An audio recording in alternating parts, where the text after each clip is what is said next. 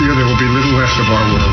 You read your books about UFOs and Roswell and whacked out theories and government conspiracies. I think that you want to believe.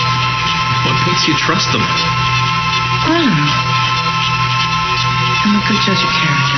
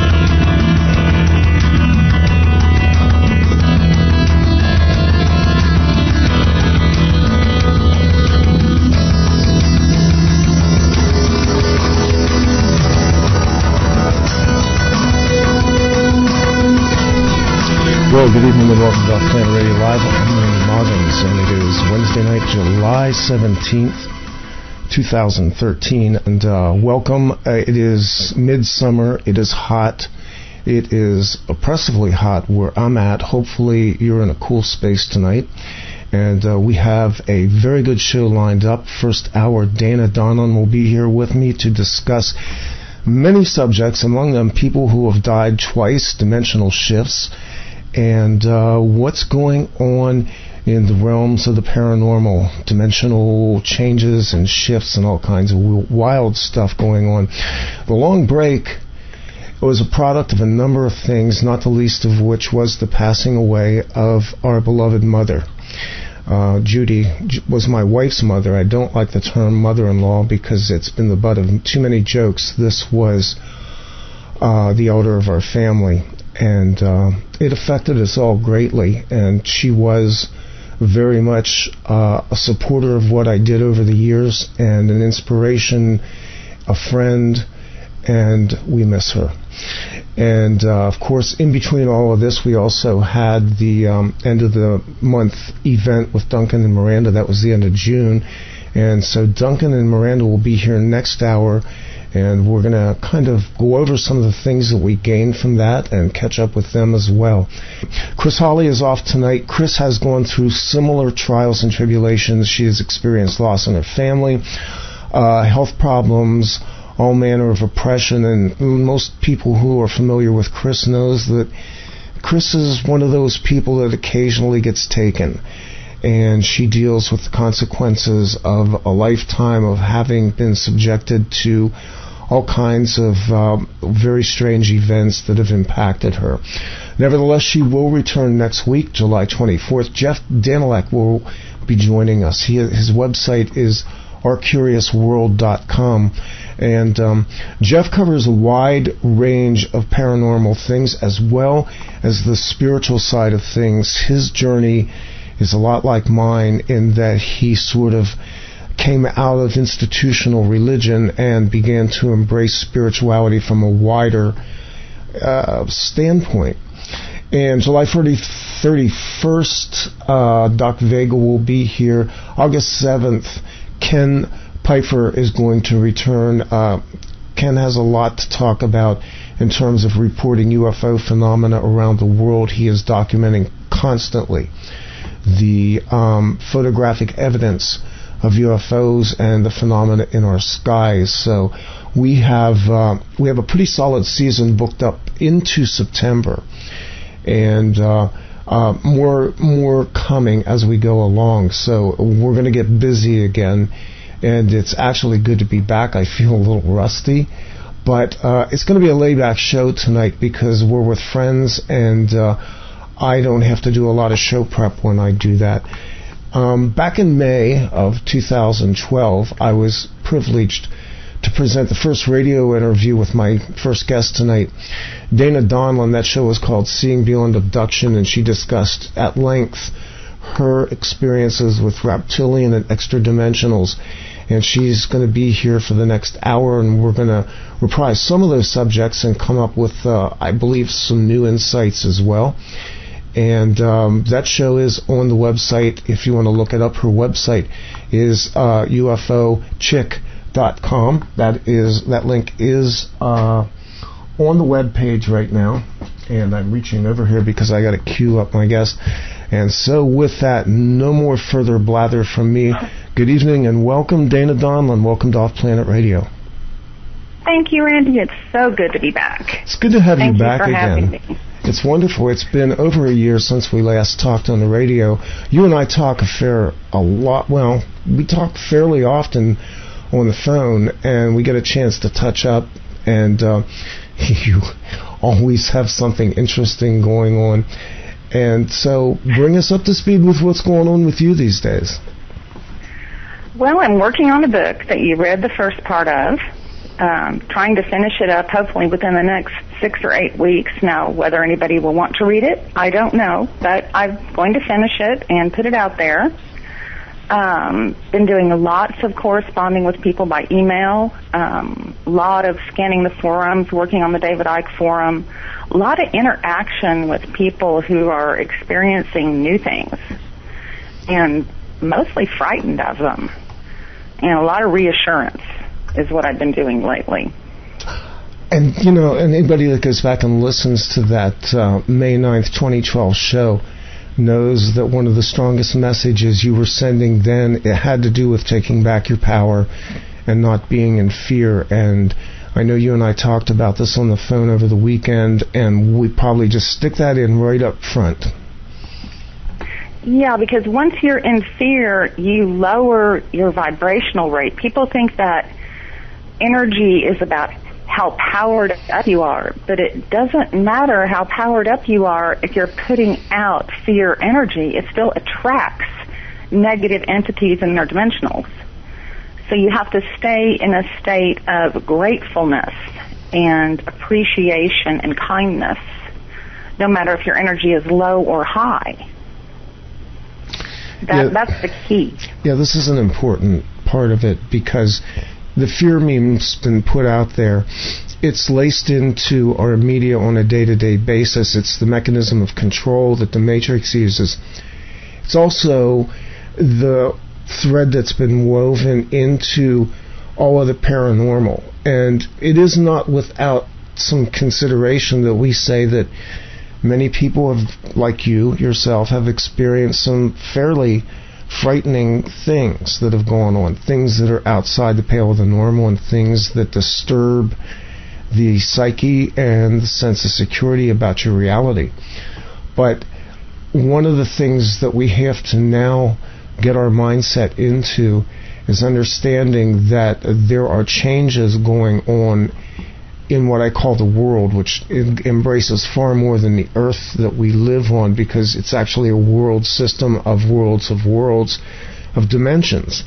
And you and I talked about this, and I've been of the opinion, and I've said this a number of times on this radio show and other shows I've been on, that the veil is thinned, that we're now in a time when there's bleed-throughs from other dimensions, other worlds, other realities, and we're going to have to get used to it, and we're going to have to deal with it, and we're going to need to get ourselves in a place where we're not giving away our power to other beings. Yeah, and it happens a lot, and people are taught to react with fear because of the movies, because of TV. If you don't know how to react to a situation, you use the fallback position of what have you seen others do. And if you've seen him running and screaming in the movies, that's what you're going to do. If that's your only reference point, that's what you'll fall back on. Yeah. But it doesn't work. Well, I think back to when I was a kid and going to the movies, and in those days horror movies were all the rage, as they are now, because now Whereas one time it was Dracula, Frankenstein, the Wolfman. Now it's teenage slasher movies and Texas Chainsaw Massacre movies, which up the violence level. But the fear meme was always woven into it. It was woven into the UFO pantheon right from the beginning. I mean, right from the beginning of this, what I call the modern era of ufology, there's been a fear meme. It was set up by the government and the military as a way to control the flow of information and keep people in fear. Yes, and we're trained not to have our own power. An interesting thing has actually happened to me over the last 3 months. In my dream state, occasionally, like everybody else, I would have a nightmare. And it used to be I would run from the monster or whatever it was, and that has completely changed for me now. If something, it doesn't matter what it is, comes at me in my dream, I stand up and say, I don't think so, and attack. And then I watch it run away and I go on with my dream. And it's not even a lucid dream. It's in the normal dreamscape. And I find that very interesting, that when you reach a certain point where you've actually been through so much that there's nothing else to be afraid of, so to speak, that would happen. But the emails and the things that I see are of people dying over again. People are remembering the alternate timelines. And I think more people will recognize these small changes in TV, books, their own home, things appearing and disappearing. Today I noticed my journal entries had changed. All kinds of things are changing and blending together, I guess, of different timelines. I'm not sure what it is. Yeah, sometimes it's real subtle. I started to notice this, and actually when you notice it is when you both begin to get some control over it, but also when it starts to become more of a routine thing. I noticed it years ago with little time slips that would happen where you'd blip. You just blip out. And when I would blip out, I come back, it didn't feel like where I left, but it was microseconds. It was the remembering of a change of light, a change of shadows, a sense that something had changed in the environment around me. And then it would be objects that either appeared or disappeared unaccountably. And I understand that as we get older, our memory isn't quite what it used to be, and all of that's subjective anyway, but I know what I know. And there's a difference between misplacing an object and finding an object has either been disappeared or the object has been transported somewhere else completely without explanation. That's one small way of noticing this type of phenomena. Yes, and people are starting to notice more and more with information is what I'm finding interesting. Like I say, with media changing, with book endings slightly different, people that will reread the same book, have favorites over and over, will notice changes. I've noticed changes in the old TV shows. There are all kinds of changes happening, and more people are saying, wait a minute, I'm going to trust myself and this isn't right. And asking other people on forums, didn't this person already pass away a few years ago? You know, was this the ending to this book before? So it's becoming common, very common. And the question is exactly what's going on.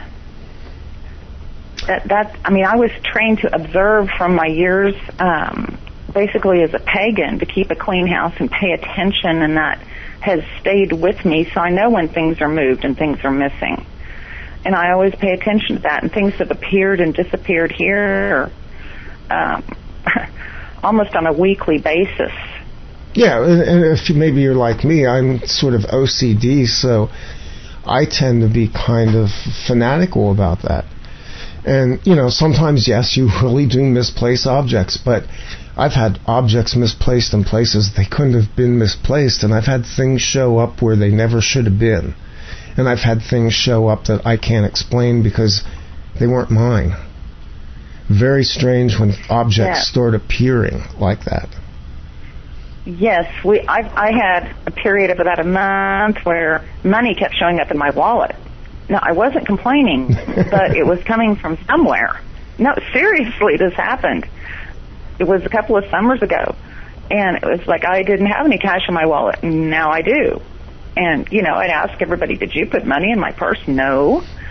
So that appeared. We've had things for our dog appear. I've had things appear on my dresser out of nowhere. My dresser has nothing on it, and things just appear there. So, yeah, things are odd. A friend has reported that, and I've noticed that the ground is vibrating and shifting at certain times. You can feel it with your bare feet. Yes, I've picked that up. I've picked that up several times. I've been noticing my body vibrating in strange places, too. For a couple of days, I had a very strange vibration that would come up in my hip on the right side of my body. It was just a vibration. I kept reaching for my phone, thinking my phone was in that pocket on vibrate.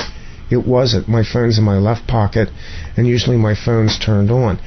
And I mentioned this to my wife and a couple other people. It's just like there's this weird vibrating in my body.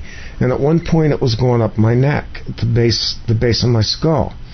But I've noticed it as well in the ground. And other people have commented as well that of this vibrating that goes on. Some people are noticing it in like their pre-sleep state, and they'll notice it at other times that there's just vibrations that you can't account for. My suggestion on that will happen when interdimensionals are actually working on you. Yes. And my suggestion is to ask for people to say, if this is a sentient entity, would you stop doing that for a moment and see if it stops? See if it stops, because then you have verification, at least a small verification, that that's what's going on.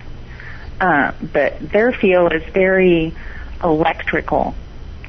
It's like a small electricity current going through you, and it does vibrate a little bit. I could describe it definitely as a vibration. Mm-hmm.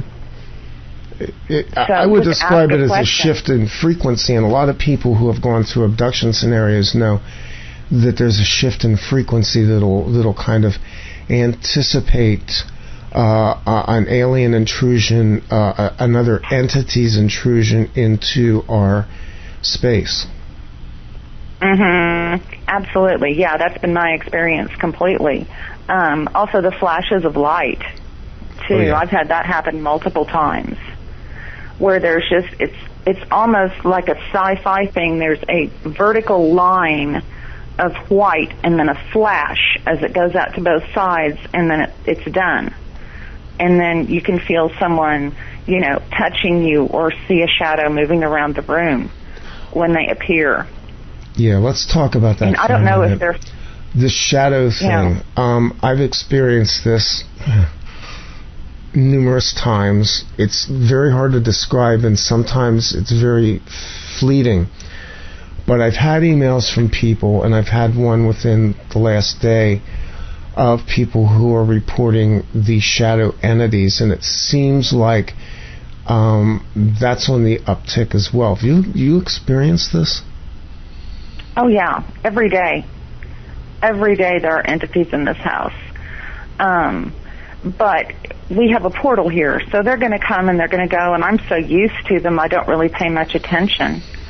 The dogs see them. Your pets are a great indicator when there's something there that you can't see, because they'll watch them quite intently and sometimes bark at them, or the cats will react to them.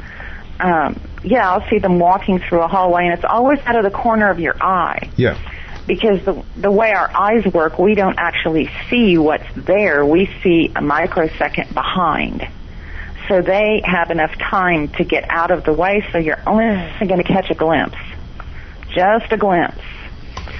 But yeah, tall, short, small. I've read and done a lot of research on them. I don't know what they are.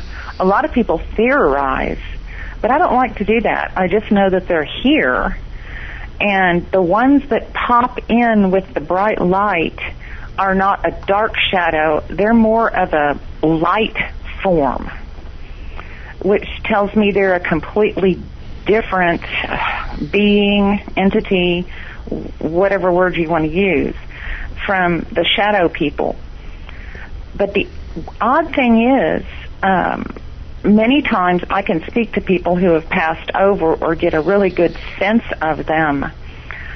The shadow people do not feel like the people who have recently passed over at all. They don't emit anything that I can pick up on their energy fields to decipher, like when I do a reading or do something like that, when I pick up on an energy field. So I'm not sure what they are. I can't read them at all, which is very odd.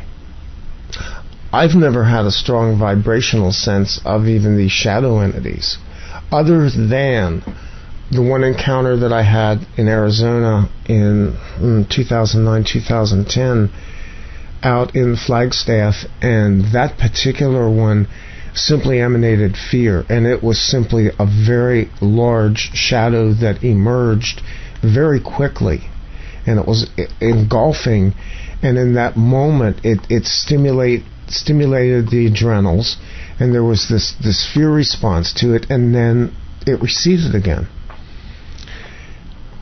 How large was it? Very large. It was very large. Well, years ago, my husband and I had a little apartment, and at one end was a sunroom, and then you had the living room and dining room, and then the bedroom at the other end. And our daughter's bedroom was the sunroom. And we woke up one night, and she was screaming like she was being murdered. And we flew out of bed. She was about 3. And I ran into the dining room and stopped dead because there was a light on, but the entire room was full of this dark fog. You could not even see the wall across the room. And at first I thought it was a fire, and then I realized there was no smell, there was no heat. And so I stopped and I thought about it, and it felt awful. It felt evil. And I walked out into it, and I just closed my eyes, and I just loved it like it was my little newborn baby. And stood there, and in one whoosh, it left.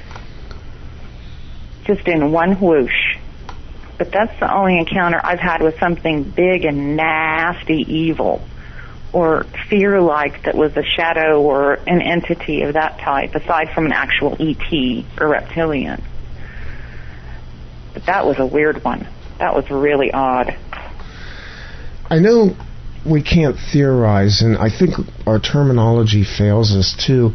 I mean, everybody wants to put names on this, so we call them ETs, or we call them aliens or extraterrestrials. But I'm convinced, and this even goes back to childhood, and I actually think that children experience this much more strongly, that we share a planet with beings who are not what you would call physical beings.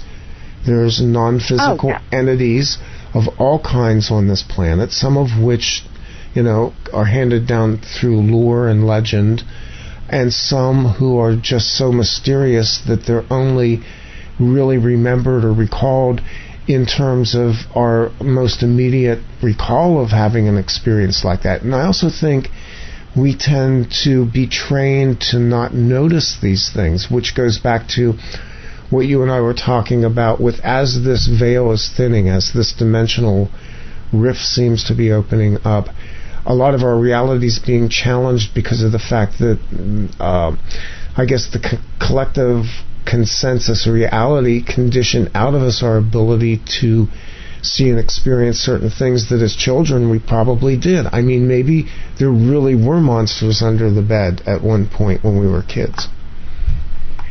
Oh, yeah, and you'd go to tell your mother something or your father, and they'd say, oh, that's nonsense. And you think, okay, it's nonsense, and you assimilate that, and you don't hear it or see it or experience it anymore.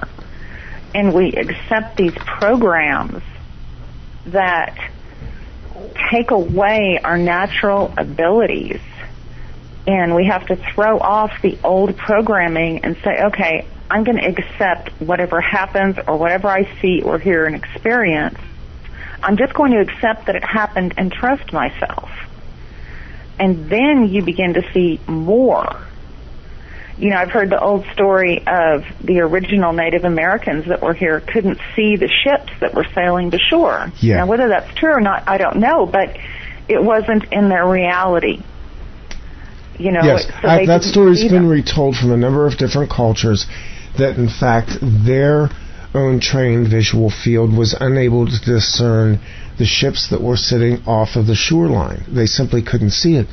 I'm of the strong opinion that that's why a lot of people never see a UFO, because they're what one of my friends calls their lion eyes, after the Eagles song. Their lion eyes are too entrained to be able to see things that I think some people who have experienced this do see. We don't really see with our frontal eyes. I've had this conversation with a number of people because one of my exercises over the last few years is to develop visual acuity. And some of it has to do with developing stronger peripheral perception. Because the peripheral vision is the part that's not entrained, and there's actually a whole dynamic that goes into how we see when we're glancing from our side view, how we perceive things more strongly from our peripheral vision than we do with our front-on visual field. Yes, I absolutely agree. I've been working on that too, actually, seeing what's really there. Yeah, one of the things I've been doing is I've been what I call detuning my eyes. I will actually defocus my visual field, my frontal visual field, and attempt to discern things that shift into the background. On cameras, and I'm a photographer, so I don't want to get too technical, but you have what's called depth of field in the lens. And the way you get that is by setting different settings on the camera that enable you to have what's called depth of field. And as you do that, you will pick up more stronger foreground or background depending on where it's set. Well, we can do that with our eyes as well. If we defocus from the most obvious visual plane, which is, where we're trained to see, and defocus our eyes, we have the ability to begin perceiving things beyond the normal field, but you're doing it not from a finely tuned visual. How to explain this? It's fuzzy. Yeah, it's a softening of your vision. It's a soft, perfect words. That's exactly what it is. Yeah. Yes, and it's the same. It's how people can see auras. If you're a beginner and you want to see an aura, sit about 6 feet from your television. Now, the old ones are better. I haven't tried it on the new flat screens. And just soften your eyes. Don't stare, but look about a half an inch past the side of your television after it's been turned off. And you'll see a blurriness. And try it on electronics. It's easier because the electrical field is stronger. But if you look just past most objects, you'll be able to see a blurry field around them, and that's actually the same aura that a person has. Everything has an aura. But I think of it as a softening of the vision. Yeah, it is, and that's actually what we need to do. I actually wrote an article about this maybe last winter about training, again, the peripheral vision and how that plays into even using the nerves that sit in the corneal area at the rear of the eye, which is actually a continuation of the optical nerve, but it also is a nerve-rich center that goes into the pineal gland, where you then begin to extend visual perception beyond what you actually are seeing with your eyes, because there's almost like a sixth sense develops. Do you have any sense of that at all? I do, and I've noticed with myself, now I don't know if this is true for other people, when I've trained myself, when I see that entity or that figure out of the corner of my eye, I don't move my eyes. I keep observing it as long as I can from the side vision, because if you try to look at it, it's gone.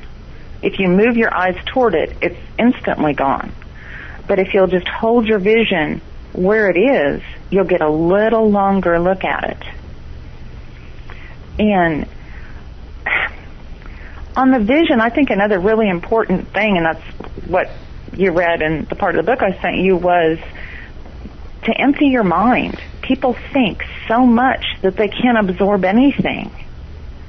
Yeah. You have to slow down and learn how to empty your mind and slow it down, or you can't perceive anything, because you have all these voices in your head talking about all these different things that you're supposed to do, and in the future and in the past. And we need to get back to being in the present to fully take in what is around us with this thinning process. Yeah, this is real important, to turn down the noise. I've been working for years on this, of getting that chatter down, because what happens is we try to work through and reason all the stimuli around us, and we're processing huge amounts of, frankly, a lot of it is useless information.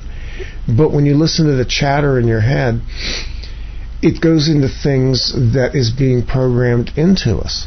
Everything from pop music, which I don't have a problem with, to commercials on TV, to the visual stimulus that's all around us, that's constantly advertising to us and trying to get us to do things, to all of the noise that's embedded in the background now, because there's like, and this is another thing, the background hum that you hear almost constantly anymore. And I'm not the only one talking about this. Other people are starting to notice that there's like this background hum. Even when it's quiet, it's almost like there all the time. And I don't know if it's EMF or if it's Wi-Fi or what it is, but unless you go someplace pretty much out in nature, it's really hard to get rid of this background hum, which I believe is carrying a lot of subliminally embedded information. Well, I think it is. We have a little cottage on a lake, and when you go there, it's not there. It's not happening there where it is in town. And people will be at the cottage and they'll say, it's so quiet here, it's so peaceful, and it's because whatever this is isn't permeating that area yet. You know, and the question is the vibration, are the vibration and the hum the same thing? And if so, are they a thinning of the veil, or are they another manipulation to keep us in this reality and keep the veil from thinning more? Or keep us from observing it thinning more? Yeah, good questions. My observation is that a lot of it is atmospheric noise, because we're living in this electrosphere now where there's just so much ambient electrical coming at us all around. But the other side of it is that, yeah, I tend to think that there may even be an aspect of that, because I notice shifts in sound very quickly. I'm very auditory in my sensing, and a lot of times I'll pick up sound shifts before I pick up visual cues. And I'm noticing that this, what I call the hum, can attenuate in some very interesting ways sometimes. It's like it changes, and you notice it, and it's like a different frequency. You get any of that? Yes, and yes, lots of reports. I hear all different tones at different times of the day that have no explanation. The high-pitched one that comes in your ears and you ask someone else, can you hear that? No. I have no idea where it's from, but other people are hearing it too. That's on the increase, as well as the entities, as the missing time, as the timeline changes. All these things seem to be increasing and increasing. You know, it just occurred to me, I wonder if all of the electronic noise and pollution is adding to or destroying the veil. That's an interesting thought. Yeah. You do wonder about that, because whatever this veil is between worlds, you and I talked about this earlier about the TV series Fringe.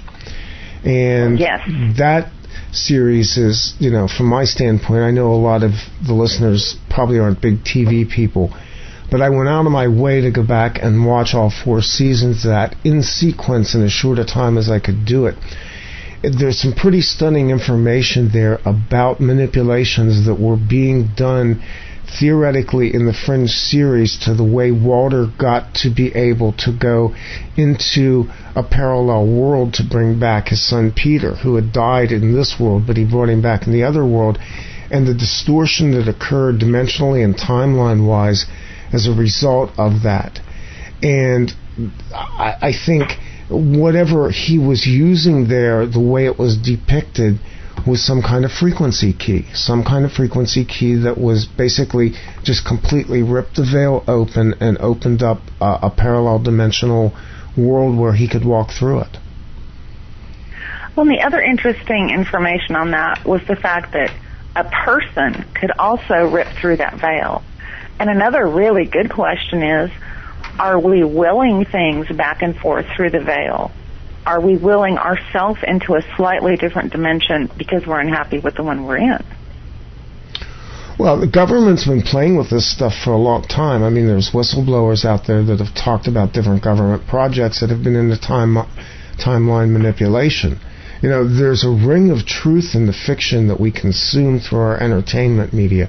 And more so, I'd say since the X-Files, it's almost been in your face, the amount of disclosure that goes on in entertainment. Because if you listen to some of the whistleblowers, the legitimate ones that have come out, and there's obviously a lot of distortion with the information, but the consistent thread is the government has been messing around with timelines and altering timelines and attempting to move people back and forth between time and space using technologies, exotic technologies. The other side of it is that there's strong indications that we as humans are able to do this, and we're always able to do it. I mean, it goes way back. You know, so the technology itself is sort of an artificial way to do something that we would probably view as being part of our makeup if we were not dealing with the fact that somehow or another, well, this goes into another thread as well. Have we been compromised genetically? Have we been compromised spiritually in a way that has stunted us and disallowed us to be able to move back and forth between worlds? Yeah, that's a good question, too. I guess the biggest question of all is, are the timelines going to combine, split? I believe that we as human consciousness create our own timelines with our energy, and we can change them. We can change this world with our energy if we choose to. As a collective, we could change the entire thing. As an individual, can we move in between worlds? I don't know. That gets as confusing as time travel and were you your own grandmother. Well, I don't think there is time travel, because I think time as a concept is very difficult to pin down. That's why we're having this discussion. I mean, we're entrained into a time matrix here. But dimensionally, if you just think for a minute about the extra-dimensional experiences that you've had, other beings seem to be able to penetrate the dimensional veil, almost at will. But I don't think we can penetrate. Okay, the question is, if I'm in this world and I want to move to a slightly parallel world, then that me would have to move back to this one. So it gets rather complicated from where I'm seeing it. I'm not sure how that works. Or have we created an entire new parallel world? That's definitely a possibility. You know, have we made the changes with our energy? Is that something that we can do? I think we're blocked, absolutely, like you were talking about, from social programs, from parents, from teachers, from that's not possible, you can't do that, that doesn't exist, stop talking silliness, you know, all those things that we heard. Yeah, all the rules, all the mind rules that we have. Yes, and for those of us who have always been slightly off the channel and able to see into the different realms and pick different things up, we always kind of knew better. So those rules were kind of effective on us, but not 100%, because our experiences were very consistent. For those that have grown up with the absolute rules and always believed in those, it's harder when they have experiences happen to them or situations, because the fear response automatically comes up because it's new, and new is absolutely frightening. The fear response is the control grid. That's the control grid that says at some level where your behavior, where your responses become outside of what's called rational reality, you're insane. At that point, you're basically sent off to psychiatrists, medicated, and ultimately locked up if you cannot begin to conform into the reality mainstream. And yet, there are many people who have been released from mental institutions who go, I did not have a nervous breakdown, I had an expansion of consciousness. And where the line is drawn on any of that, I think, is completely individual experience. I think there's a thin line between insanity and enlightenment anyway. Oh, yeah, absolutely there is. And a lot of people who are enlightened are locked up. I have a very dear relative who has been so medicated that she can't even think for her entire life. She's in her 60s, and it's very sad. It's very sad because I think she's an intuitive. And back in the 60s, she saw, devils in the driveway, and she saw these entities. And they said, well, you're schizophrenic. And then she said, I can hear people's thoughts. And they said, you're crazy. And she went through shock treatments and everything else, and I think she's just extremely gifted. But no one ever wanted to hear that. That was not the rule. That's not the way society works. But once people begin to accept that there are things happening, and that if they experience them, it's not going to hurt them. Seeing a shadow person does not hurt you. And stop reacting with the fear and react with curiosity. That's where I am. I experience something and I say, what was that? And want to know more. And if we can get to that point, then we can maybe get some additional information and put it all together and get a few answers. Just a few would be nice. Yeah, I think that's what we're doing a lot of times with this show. I mean, it's why we're having kind of this open-ended discussion between us tonight, because you and I had this fascinating conversation over the weekend, and we can't replicate that. It never works. If I could sit there and take notes, I will not remember everything that we talked about.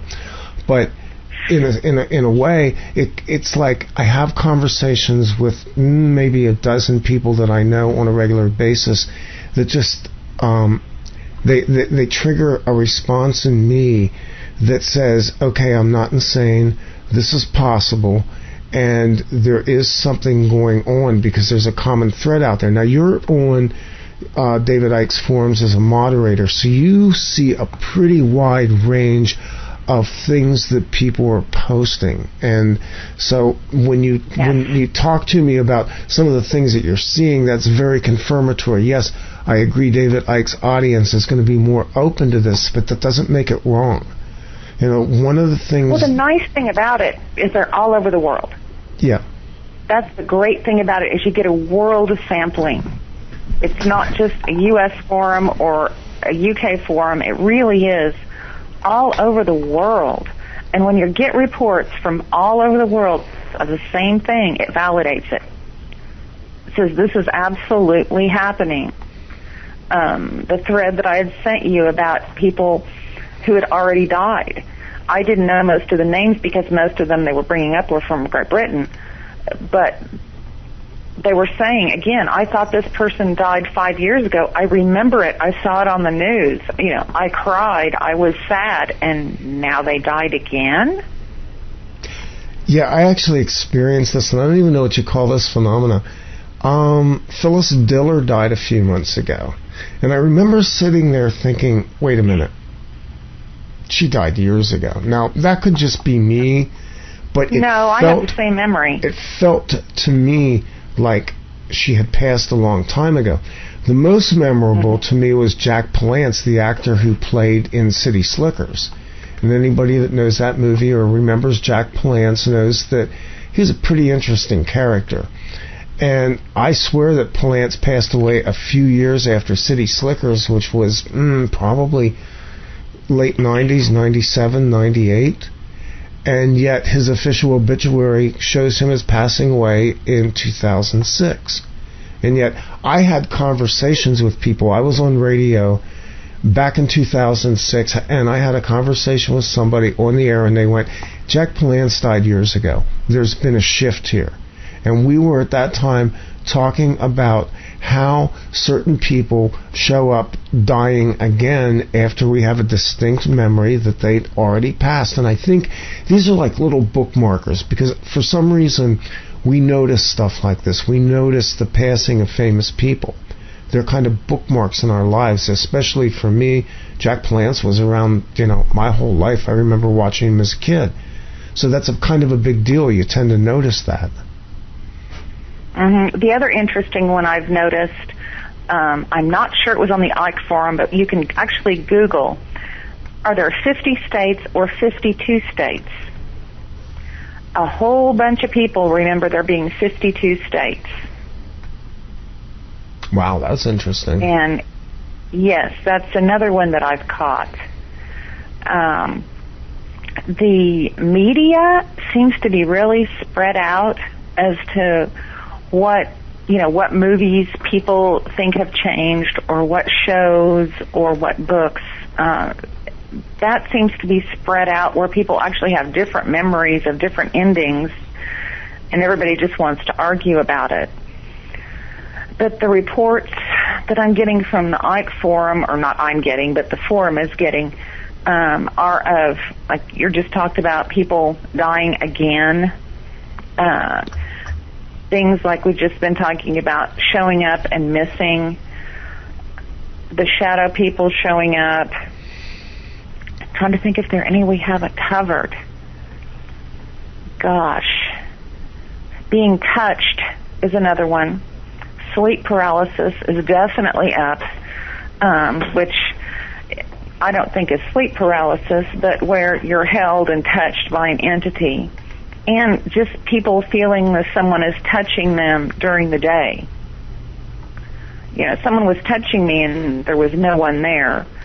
And people assert it into a ghost report, but it's probably an interdimensional entity rather than a ghost. Or are they the same thing? But yeah, the reports are up, the threads are up. I mean, you're getting email about the shadow people. What else are you getting email on? Well, unfortunately, I'm so far behind on my email these days. I would say paranormal experiences overall were up, and the heightening awareness of it is up big time. And it seems like people... I think what's really going on is a lot of people are just noticing it. It's coming into their awareness now. And, because I do this show and I tend to be more exposed to this, it's a little more acceptable to email somebody like you or me with these experiences. But what really is going on right now is that there's a wider acceptance that what's so-called normal is breaking down, and I think people are experiencing it in different ways because the way our realities...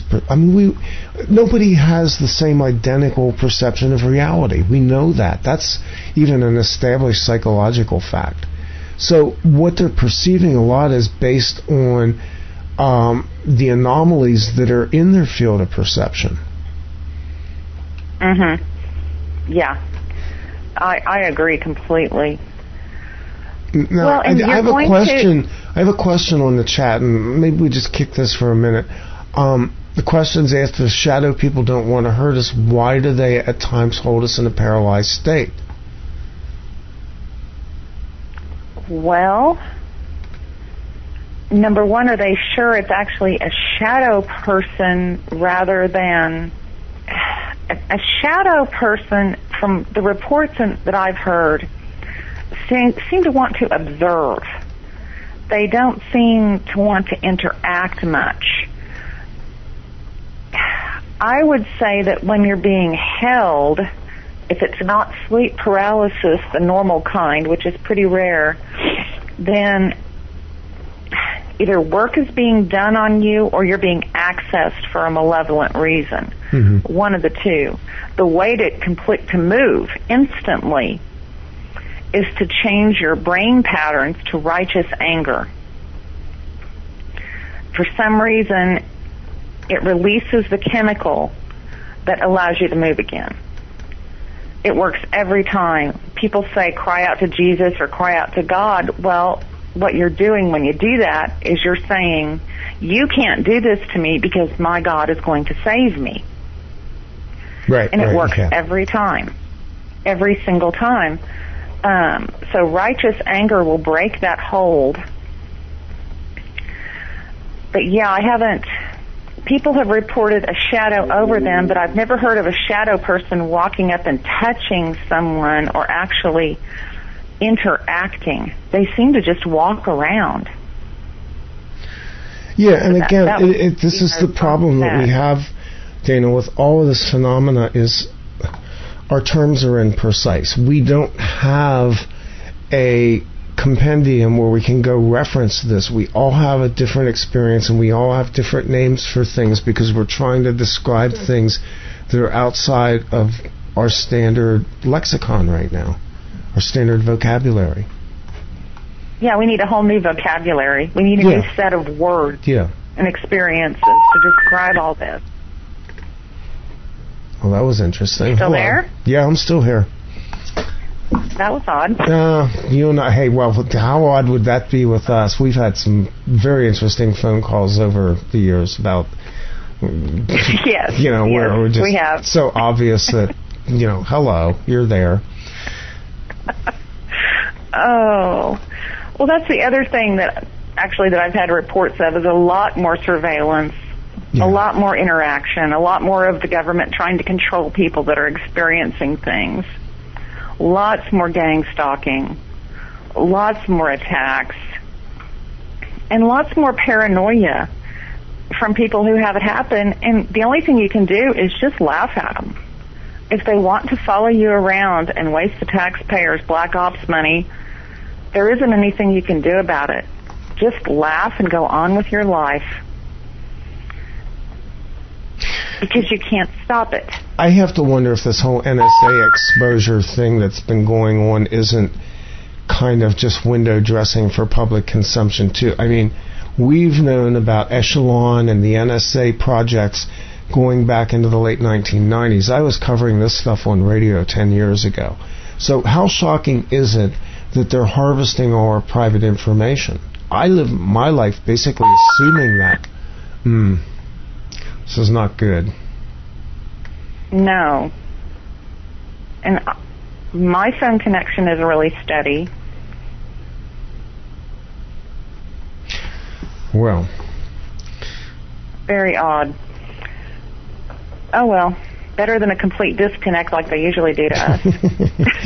Well, we're coming up on the closing few minutes here of our hour together, Dana. I was just going through the chat room to see if anybody had any questions. If you have any questions, you're more than welcome to put those up on the chat.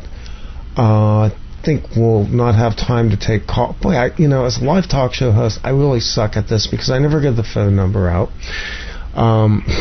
But those of you who are in the chat right now, if there's anything you want to bring up topically here in the last few minutes, the whole shadow thing to me is kind of an indication of a phenomenon that I don't think we understand real well, and I don't even know how you study it or how you document it.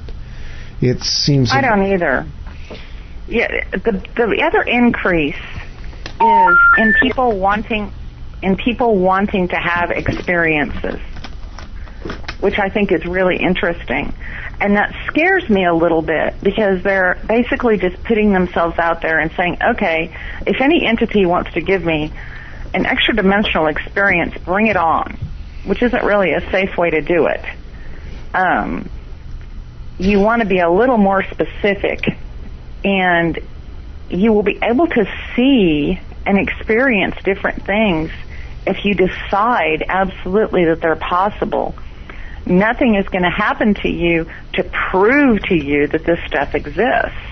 And that happens a lot, too. People say, well, I've never seen anything. Well, you haven't seen anything because you don't believe it's possible. So it's not going to happen to you. But for those who are looking for these experiences, please be careful and specify. Specify that service to others orientation entities is who you want to interact with. And that closes the gap a little bit. I think the important key here is that if you get out of your consensus reality and just begin to practice some of the things that you and I talked about tonight, you'll begin to see the things that are there. And it's kind of like, I keep mocking Stephen Greer for taking people out and trying to flag down UFOs. First off, it's just tawdry and cheap. And secondly, I think it's dangerous. I think pursuing that from an entertainment... Look, whatever you're dealing with an unknown quantity. If you're not morally, spiritually, and intellectually prepared to deal with something like that, you could be in a shitload of trouble. Oh, I agree. I absolutely agree. I mean, I didn't ask in a conscious way for anything that has happened to me to happen when the bad stuff started. Maybe I did on a soul level.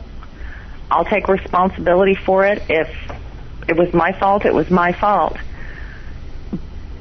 But certainly for people to go out and hunt down UFOs or go out and say, I want to meet the reptilians, or put themselves out there in harm's way is not smart. It's just not smart. So you're right. Pay attention to what's around you and walk into this slowly, broadening your perceptions one at a time until you spiritually grow and are ready for more things and have a little bit of a feel as to what you're doing.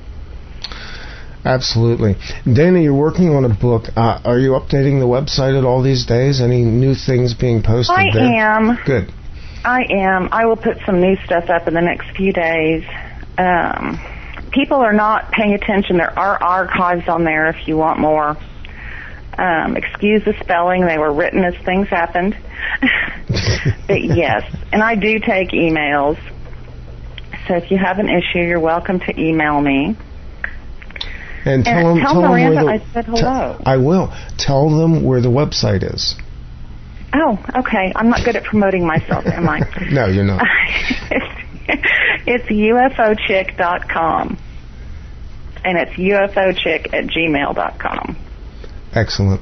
Dana, thanks for coming on tonight. Thanks for being so expansive in all the subjects that we talked about. And you and I will get together again here real soon, I hope. We're going to take a break and come back on the other side. Duncan O'Finian and Miranda Kelly will be joining me in the next hour. This is OffPlanet Radio. We will be right back.